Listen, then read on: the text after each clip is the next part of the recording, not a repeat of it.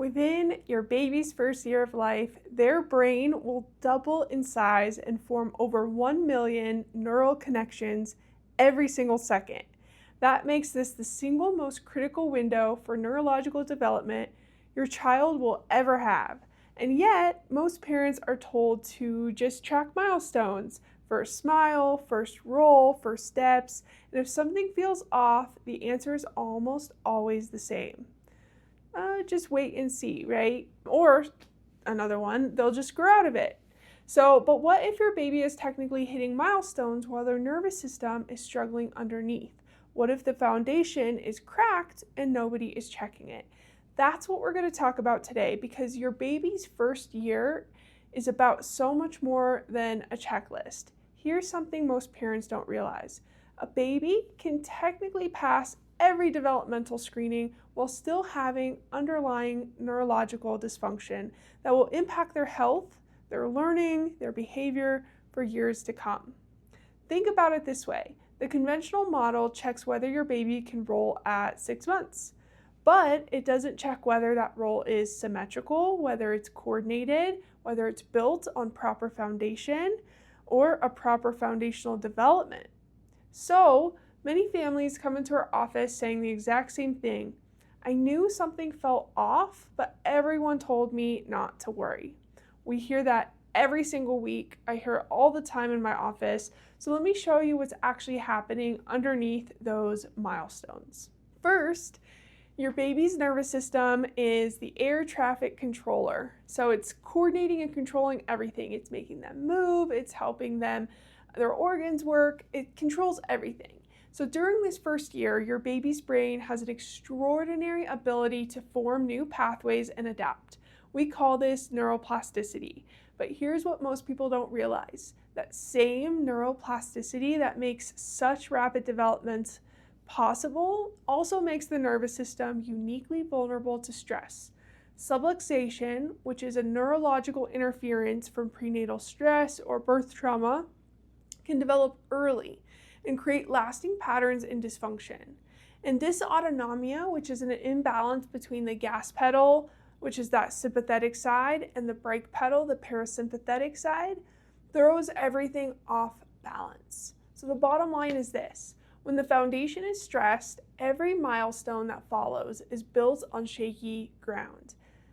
Second, every milestone is actually a neurological test. Let me reframe how you think about milestones. Your baby's ability to latch and feed is their first major neurological assessment. It requires multiple cranial nerves, precise timing between the nervous system and the muscles. Head control at 8 to 12 weeks tells us how the cervical spine and the deep neck muscles are developing. We all have curves in our spine, but babies are born without any, so they have to develop those curves. And that 4-month sleep regression everyone dreads, it isn't a regression at all. It's actually evidence of major neurological reorganization happening. There's so much going on in that first year. And then there's crawling, which is one of the most neurological significant milestones of all. Crawling stimulates balanced development of the brain's 2 hemispheres, and it builds the foundation for both walking and later reading. In fact, babies who skip crawling or who crawl asymmetrically they often struggle later with learning, coordination, behavior regulation. So here's the key takeaway. The sequence of development matters far more than the speed. Third, let's talk about the perfect storm that disrupts development. The perfect storm describes how multiple stressors stack up and overwhelm your baby's developing nervous system. It starts before birth, so it can start with stress prenatally, that prenatal stress, chronic stress during pregnancy. It can affect fetal brain development.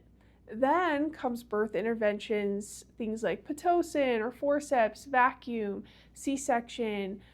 These things can place significant pressure on your baby's head, neck, and nervous system. The brainstem sits right here at the upper neck, so it's a really important area. And after birth, disrupted sleep, overstimulation, early antibiotic exposure, feeding challenges pile on even more stress. So each one of these layers pushes the nervous system further into sympathetic dominance. And then your baby gets stuck in fight or flight when they should be calm and regulated. And I want to be clear, understanding this, it's not about guilt. It's about recognizing why some babies struggle more and how we can actually help. Fourth, here's why the wait and see misses the window. Conventional pediatric care checks whether milestones happen within broad time ranges. It doesn't check how well the nervous system is actually functioning. That's how a baby can pass a screening while quietly compensating through tension patterns, asymmetrical movement, or skipped developmental stages. So when parents bring up concerns about feeding, sleep, or excessive crying, they're often told these are just normal variations. And this approach misses the critical window, the time when neuroplasticity is at its absolute peak, and gentle support can have the most profound impact. What conventional care consistently overlooks is the assessment of subluxation and dysautonomia, the interference and the imbalance that simply doesn't show up on standard tests. So, hear me on this. Your instincts matter. If you feel something is off, trust that. Fifth, here's how neurologically focused chiropractic care helps. At our office, we use advanced insight scanning technology to objectively measure your baby's nervous system.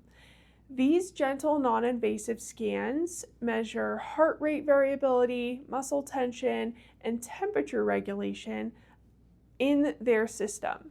And I know what some of you are picturing when you hear adjustment for a baby. Let me put your mind at ease. Adjustments for infants are very gentle. Adjustments in my office in general are very general, very light touch with the technique that I do, but especially for infants, it's an incredibly gentle touch. Often no more pressure than you'd use to check the ripeness of a tomato. Our care adapts to each developmental phase. In the early weeks, we focus on regulation and feeding, and then in the later months, we support motor development, sensory processing, and social interaction. Rather than waiting for problems to develop, we take a proactive approach, supporting optimal function from the very beginning. And many families see remarkable improvements in things like feeding, sleeping, development, when subluxation is addressed early. Your baby's first year represents the greatest opportunity you'll ever have to positively influence their neurological development and long-term health. The patterns established during this time last a lifetime. So if you sense something isn't quite right with your baby's feeding, sleeping, development, or regulation, trust those instincts. You don't have to wait and see. That's not an answer anymore, and trust your instincts. So click the link in the description or in our bio, message me, comment below. You can schedule your baby's first neurological evaluation with myself at the Well Healing Center here in Lafayette. Your baby isn't just learning to eat, sleep, and move. They're building the neurological foundation for their entire life. Let's make sure that foundation is strong. I'm Dr. Michelle Green, and I will see you next time.